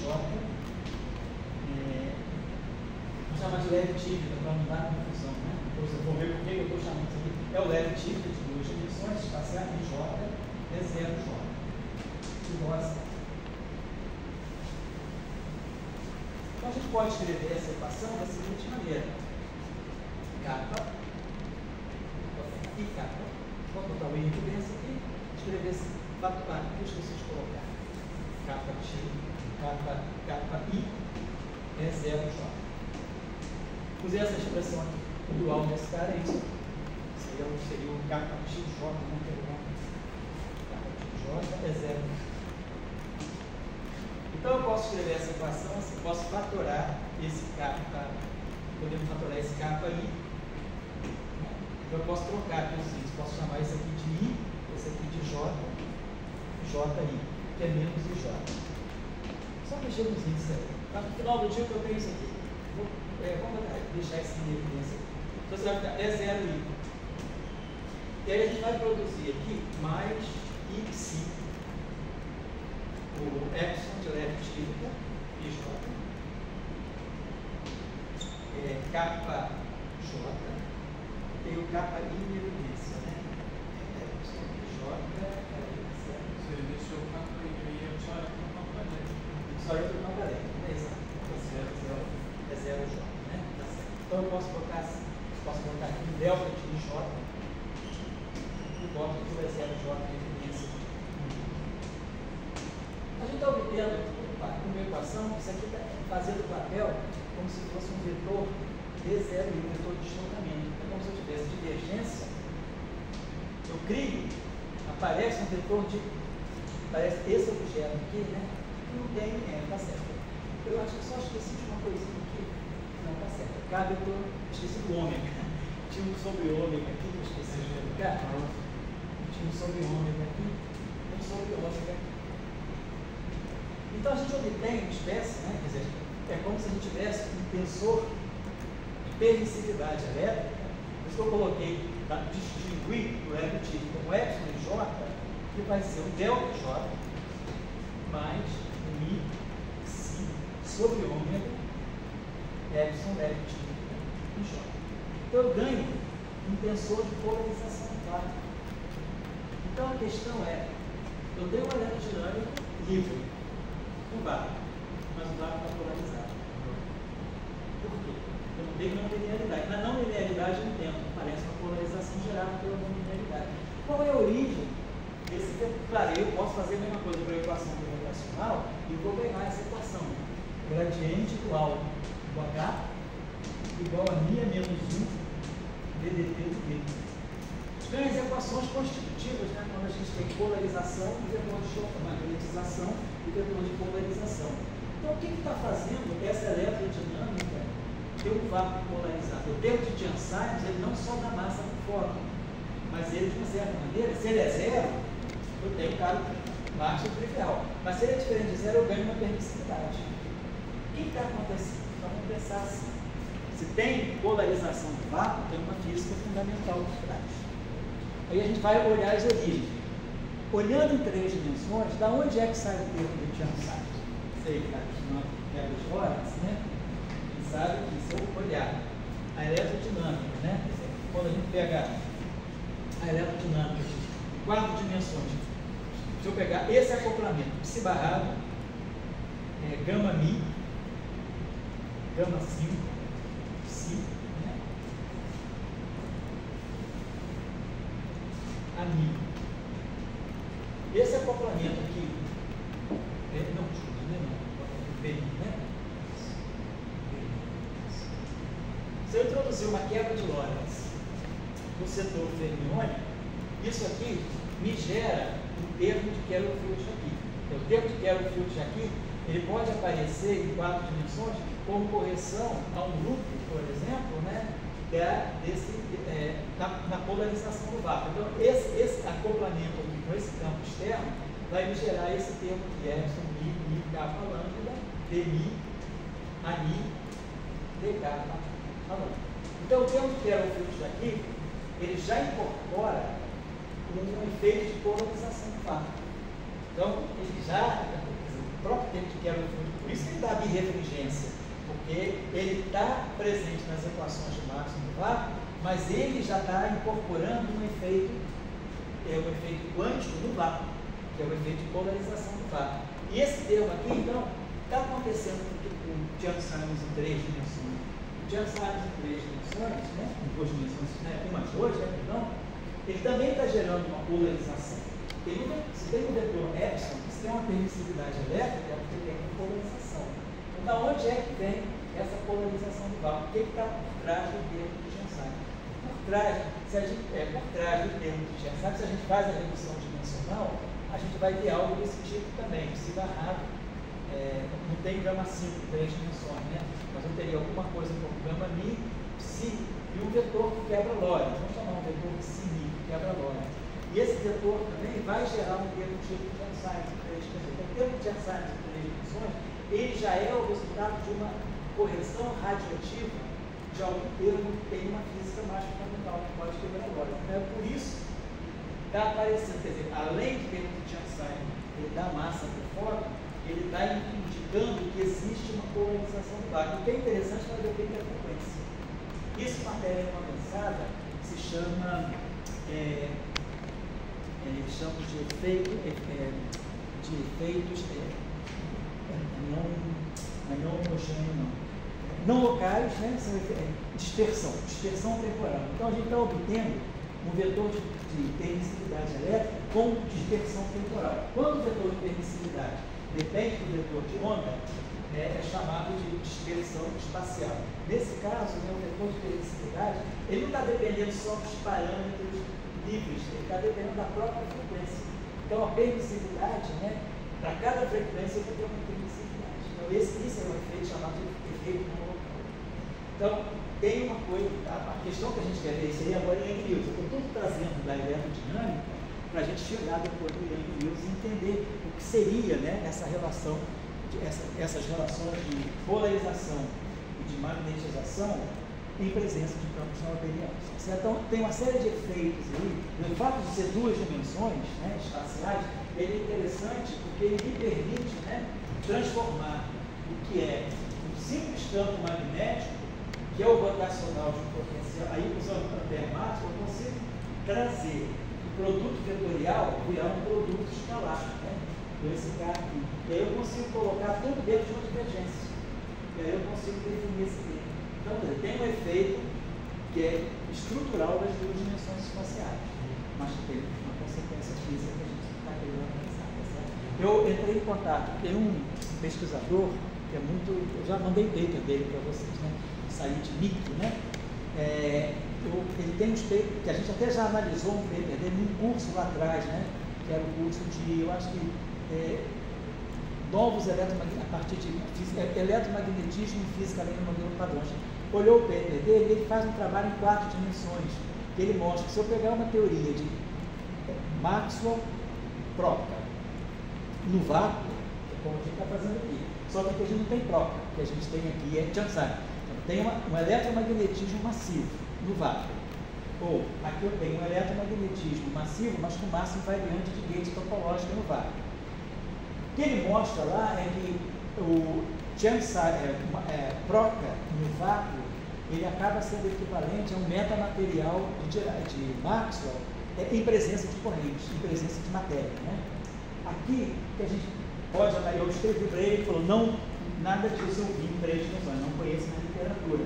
Uma coisa que se pode analisar aqui um pouco é qual é o efeito, se eu considerar Maxwell e Chern-Simons, se isso de alguma forma eu posso ter uma equivalência com Maxwell em presença de algum material condutor em 2 dimensões. Tipo efeito Hawkins, alguma coisa assim. Eu escrevi para ele e falou, não tem nada. Se vocês fizerem alguma coisa, entrem em contato que eu gostaria de discutir.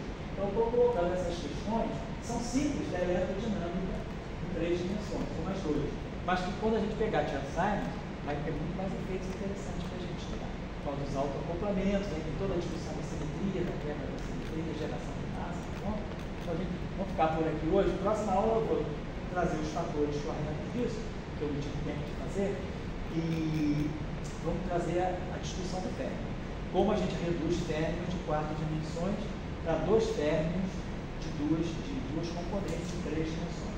E aí tem toda uma questão de... Eu vou fazer isso para términos de Majorana também, porque aí, quando for estudar isolante, quem for estudar isolante topológico, já tem os términos de Majorana bem incorporados na álgebra do livro de 3 dimensões. Como a gente faz isso? Você tem alguma relação dessas massas, tipo de proca, com o que aparece no Chern-Simons topológico?